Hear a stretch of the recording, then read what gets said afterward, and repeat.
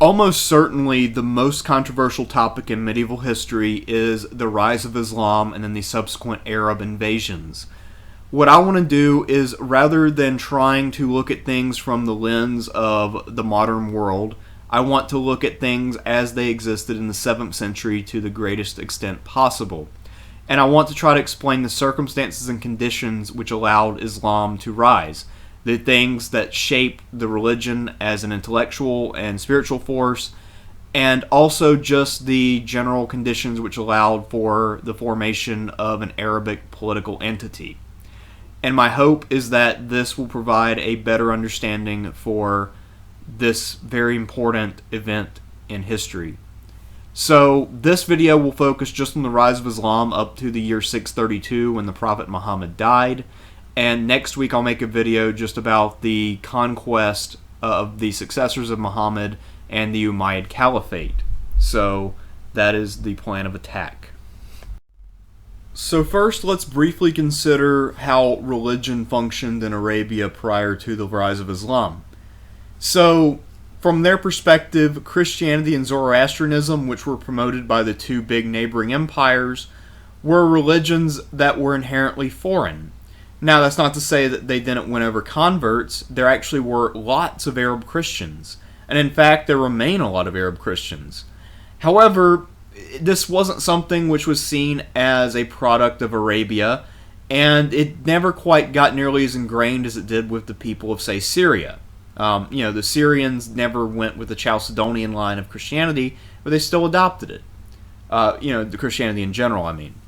Zoroastrianism, again, Persia was never as good as Rome at promoting their native religion, but there were Zoroastrians running around in Arabia as well, but they were always seen as, agents of Persian imperialism, so they were never fully accepted, and it never had a chance at becoming, a regional religion. The main religions in Arabia were actually Judaism, which was actually seeking converts at this time. A lot of people think that Judaism never sought converts, but that's not true. In the Middle Ages, there were Jewish missionaries. Christianity was fairly successful, and probably the main religion, although it's hard to really quantify who was doing how well, was native Arabian polytheism, which is basically somewhat comparable to all the other forms of paganism or polytheism that we've encountered in the past. And it involves using idols to represent gods. Now, of course, for Christians and later Muslims, these idols were seen as things that were an offense to God, and as being false gods or the worship of a little material object.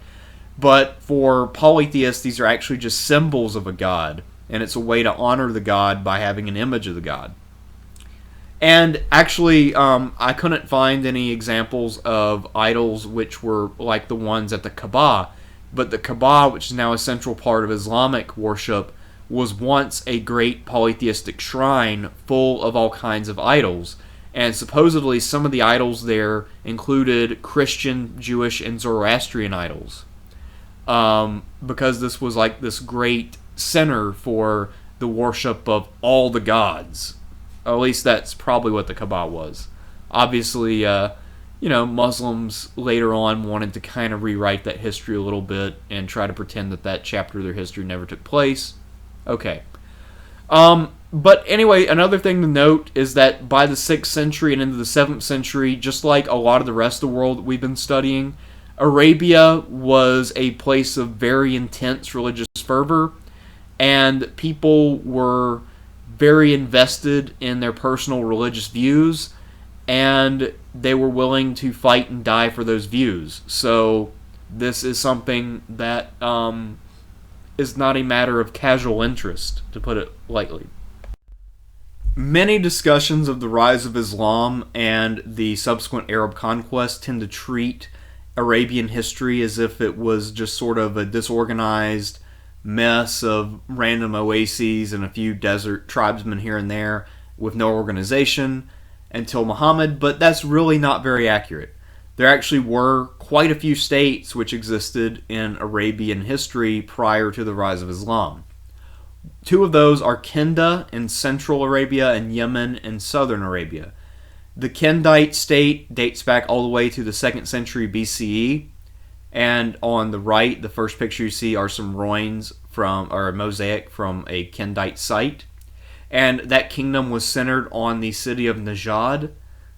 This was a important trading center in the middle of Arabia, and Yemen in the south was actually the most urbanized and developed region in Arabia prior to the 7th century. However, by about 570 or so, Yemen was under heavy attack from the Sasanians, who were trying to gain access to Yemen because Yemen was an important part of the trade between India, the Middle East, and East Africa. So there was a lot of money to be made by invading Yemen, and here are some Yemeni ruins that shows that this is some fairly advanced architecture. And this place was not backwards. I guess, again, you got to be careful about reading back modern ideas in the history. Now we think of Yemen as being a third world country, but in the 7th century it wasn't necessarily a third world country. It was actually a fairly prosperous place, which was an important center of trade for global trade. Around 65 BCE, Pompey the Great annexed Syria and Palestine, and that became Rome's eastern frontier, which they shared with the predecessor of the Sasanian Empire called the Parthian Empire.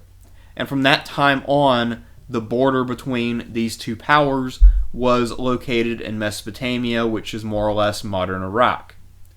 So, there was also the exposure to Arabia, which for the most part was not as settled in its northern regions as most of the territories that Rome and Persia controlled. So the two states wanted to set up buffers to protect themselves from nomads and from each other. The Romans got in on this first, and they actually set up the kingdom of the Ghassanids around 220 CE under the reign of Severus Alexander.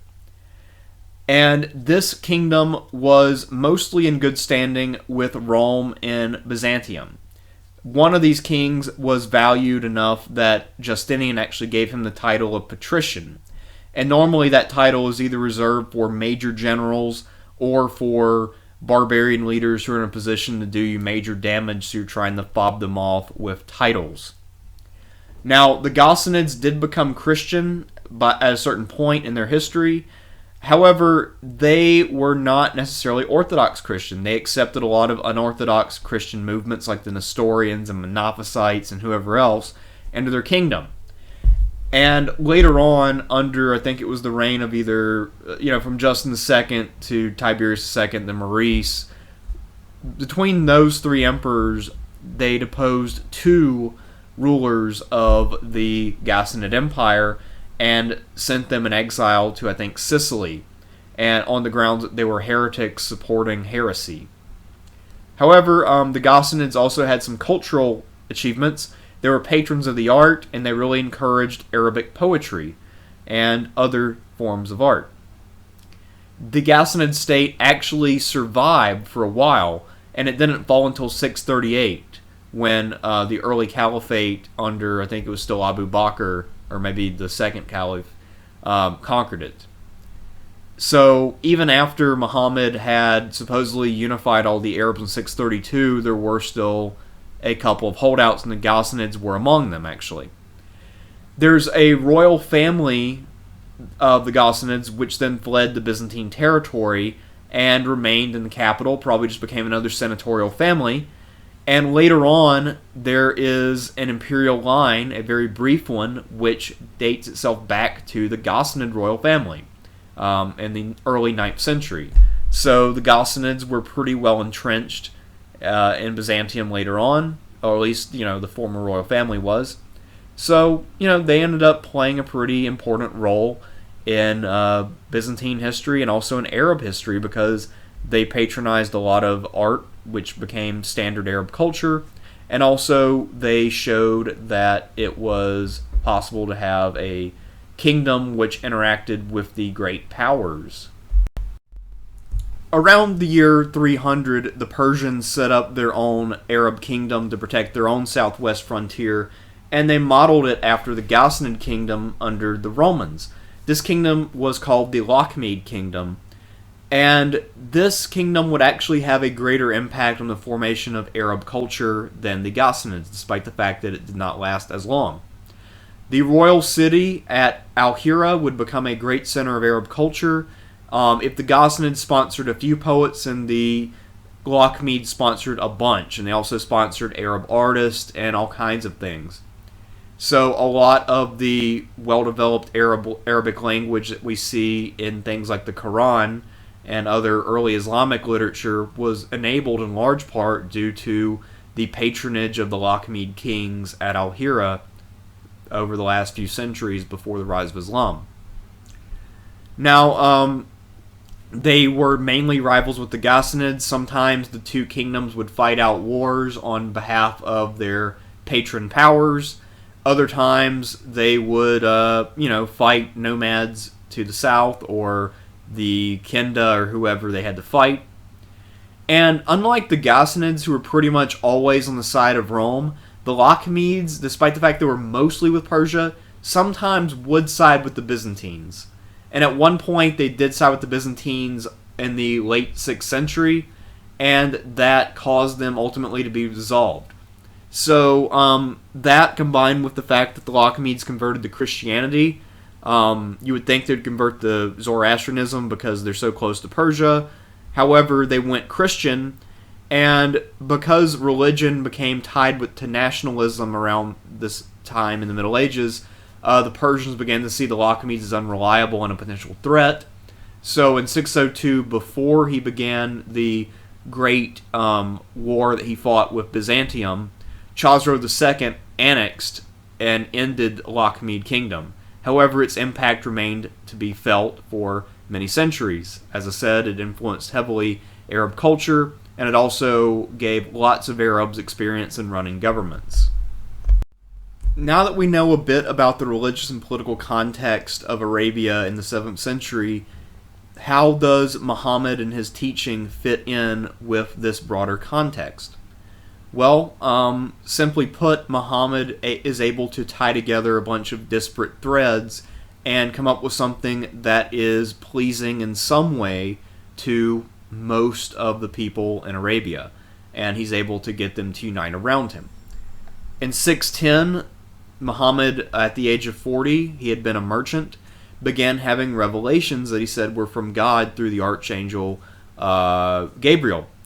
And he began writing these down in Arabic verse, and this became the basis for the Quran.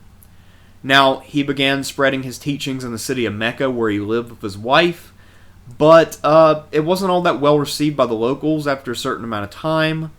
So eventually, in 622, he'll be exiled, and he'll have to go to Medina. We'll cover that more in a minute. So basically, Islam draws on the Abrahamic tradition of Judaism and Christianity, and it also references back to Jewish and Christian holy texts and also their teachings, while at the same time incorporating language and cultural things from the Arabic tribes. So many of the teachings of the Quran deal with specifically Arab social problems, and that is why it was able to appeal to people who didn't accept the Abrahamic underpinning of it. So if you were a polytheist, you could still see value in the Quran because it would answer questions that you had about how to run your society. If you're a Jew or a Christian, Islam expresses respect for your religion, and it also offers a further revelation which you may or may not accept. But at any rate, you'll either respect it some or think that it's the truth, the new truth, a better truth. So this is a way to really reconcile most of the disparate factions in this region. Now, as a universal religion, Islam is something that anyone can convert to, and the word Islam itself means submission. And this sort of fits in with this time period where you've got really strict religious fervor, while you also have, some fairly harsh empires out there which are equally demanding, if not more so. So while the word submission seems a bit, draconian to a modern ear, in the 7th century it probably would not have sounded too out of the normal. And the dhimmi, or people of the book, basically people who are not Muslim but they're still acceptable. And that included Jews and Christians, who were numerous among the Arabs. So because Muhammad taught that you should be respectful of these people, he was able to win a lot of them over to his side without actually converting them. So when he's exiled in 622, this begins the political phase of Muhammad's career, where he puts these teachings into practice and begins to build a political following that is guided by this new religious ideology to some extent. So when Muhammad was asked to leave Mecca, he went to Medina, 200 miles away. This was another major trading center and oasis in Arabia. And he arrived in Medina at a time when it was experiencing a lot of civil strife. The people of Medina had problems, and they turned to Muhammad to act as an arbitrator. And he said that he would help them resolve all their disputes, provided that they would convert to his new religion. And they agreed. And so now Medina was under the rulership of Muhammad. So now not only is he a religious prophet, but he's also a ruler. And from Medina, he begins to put pressure on Mecca. He's still not happy about, the fact that he got booted from there. And he begins to put trade pressure on them through caravans and, trying to outbid them and compete with them, raid them, whatever. And of course they retaliate in like kind. By 629, he's gained a fairly big advantage in this war. And he's basically got them beat. Actually, it was 628 when he also basically had them beat. And in 629, they have the first Hajj, which is a recreation of the Hijra. And this is when people take a yearly trip from wherever they are to Mecca to honor Allah, or what they call God. At the same time, by this point, Muhammad had enough spare power that he actually sent a raid out against the Byzantine Empire. He knew the Byzantines were still weak, and they were actually still in the physical process of having Persian garrisons turn back over cities to the Byzantines. So maybe Muhammad was thinking that he could get his men in, do a quick raid, and get out before the Byzantines got there. But it didn't work out that way. There was a battle at Mu'tah, and the Byzantines won. There were later accounts that were rewritten where the Muslims won a massive victory with 3,000 men against like 700,000 or something, but clearly that's not quite right. There were never 700,000 men in the Byzantine army at any point, so yeah. Anyway, by 630, Muhammad had managed to capture Mecca, and that was sort of his crowning achievement politically, because now he's united two of the strongest cities in Arabia. As we said earlier, the Lakhmids are gone, and this is a city that has a good link up with this other two powers in Arabia we've talked about, and it looks like there wasn't really a lot of opposition left. One of the great controversies of early Islamic history, another thing that will be hotly debated, and I'm sure that I'll see at least 5 comments about, is that there is a debate over whether elite women in early Islam held positions of power or not. Certainly within a couple centuries, women were confined to certain roles and were expected to stay in those roles.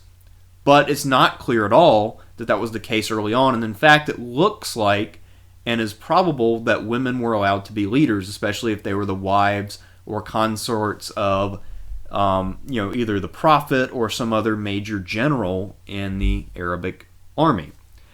And what I'm going to do is just look at a few of the lives and careers of Muhammad's wives to try to show what the evidence is for this and to show, how powerful they were. They had the title Mothers of the Believers, and that's a title they still possess, all of the wives of Muhammad. Let's just look at a couple of them. Khadijah is the first wife. When she was Muhammad's wife, she was his only wife, and then when she dies in 619, that's when Muhammad became a polygynist. She was actually quite a bit older than Muhammad, maybe 15 to 20 years older. They never had children together. But one thing that she did was bring him wealth and prestige that he didn't have before. So when he married her, now he had plenty of resources. And when he started having revelations, he was still married to Khadijah. and he was able to use his wealth and resources to help spread his teachings and build up his early community in Mecca before he got exiled. So she was instrumental, even if she was not quite directly important. But she did, go and choose Muhammad as her husband, a much younger man with very few prospects. So, pretty important. One of the more typical wives that's more interesting is Aisha. And she actually survived Muhammad by many years. She was much younger. She was the daughter of the first Caliph, Abu Bakr. And she is said that she composed many of the hadith, which are the sayings of Muhammad. And that's something else that composes another holy text of Islam. It's not just the Quran. There's also hadith and some other stuff. There's also another wife who served as a key general, and supposedly she fought and won battles completely on her own, or she would sometimes serve as a wing commander. This one is a little bit less well documented, but it seems like it may have been true. Certainly, if she was the wife of a guy you thought was, receiving instructions from God, even if you, are a typical person of the 7th century and you don't really believe in women's rights, if this guy you think is getting instructions from God tells you, all right, you're going to be under the command of this woman, go out and do something, you're probably just going to salute and go do what you got to do. Now, this idea of women in power began getting rolled back under the early caliphate, and women were more or less excluded from high roles in politics and religion. And it looks like after a little bit, there was a concerted effort by the powers that be to not only sort of systematize the hadith, the Quran, and other documents in Islam, but also to sort of rewrite some chapters in their early history which they didn't really like that much. So they tried to downplay as much as possible the influence of all these wives, and especially that some of them have been generals. However, as I pointed out earlier, this is all extremely hotly debated, and it's mired in controversy for a variety of reasons that you can probably guess. Another controversy is how Muhammad was able to go from merely controlling Mecca and Medina in 630 to uniting all of Arabia by 632. Simple answer, we don't know. Now, there have been proposals. Of course, a lot of Islamic sources say it was because of the favor of God or something like that, or this great religious awakening among the Arab people. However, we can see that a lot of the soldiers in the early Islamic armies of conquest actually weren't even Muslim, even ones who were Arab. So it's probably not some great religious awakening. That was something that took a lot more time. If I had to take a guess, my explanation would be that it's a combination of there being an Arabic nationalism, which is created by now having a religion which stems from Arabia. You have a great charismatic leader, and you also have the possibility of being free from outside imperial oppression for the first time in centuries. Maybe the first time ever, arguably. So, because the Byzantines and Sasanians can't intervene in your affairs anymore, you feel like now you, the Arabs, are in control of your own destiny, and you can go out and accomplish great things, which includes things in line with tribal values like winning battles and gaining booty. So, you begin to get ambitious and feel good, and work together against your now common enemies, these people who have been oppressing you for centuries. But again, it's hard to say, and I'm not really sure if there's a completely right or completely wrong answer to this question. So let's recap some of what we said and also set the stage for the Arab conquest next week. So, again, the army that Muhammad united of Arabs was not all Muslim, and it wasn't even all Arab. Muhammad and his successors were able to attract Bedouins who had a fairly similar lifestyle to Arabs, and they were able to attract Arabs who had no intention of converting to Islam. They also later were able to attract people who were neither Arab nor Muslim. The process of people converting to Islam in the captured territories was a very slow one. Even as late as the First Crusade, when Islamic powers had ostensibly ruled over Palestine for about 5 centuries, when the Crusaders took Jerusalem, the majority of the population was not Muslim. So that is just the way it is. Historical reality is pretty complex. The thing that made the early Islamic power strong and able to conquer is not its inflexible and rigid adherence to religious dogma, but rather its religious tolerance and the fact that it was very flexible, and that this boundary of dhimmi could be spread beyond just Jews and Christians who are actually mentioned in the Quran and extended as needed. At one point, when Arabs overran the Sasanian Persian Empire and they were a minority in the country, they decided that the term dhimmi could apply to the Zoroastrians, because otherwise they would have to do a convert or die campaign against a population which was incomparably larger than them, meaning they would have lost. So that is also something to keep in mind. And even when people will join up politically with Muhammad and the early caliphs, it may or may not mean that they become Islamic at the same time. It's not necessary to be a Muslim to be a member of one of the armies of the Arab conquest. However, that being said, all of the major leaders, including the generals, will be Muslims. So it's a bit of a complex relationship. Basically, if you wanted to be a major player in this new movement and you were attaching yourself to it, you would convert.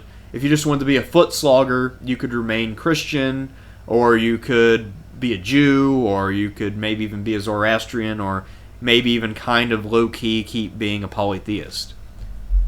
Again, this is something which is not uniform and which is fairly complex. So please refrain from oversimplifying and seeing unity and uniformity where it did not exist.